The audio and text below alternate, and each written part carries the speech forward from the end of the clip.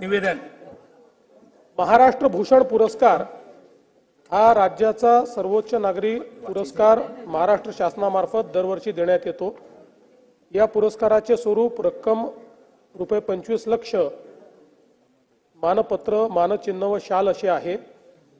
दिनांक 12 मार्च 2025 रोजी महाराष्ट्र राज्याचा सर्वोच्च पुरस्कार देण्याबाबत मुख्यमंत्री यांच्या अध्यक्षतेखाली झालेल्या निवड समितीच्या बैठकीमध्ये महाराष्ट्र भूषण 2024 पुरस्काराकरता श्री राम सुतार ज्येष्ठ शिल्पकार यांच्या नावास सर्वानुमते मान्यता देण्यात आली आहे।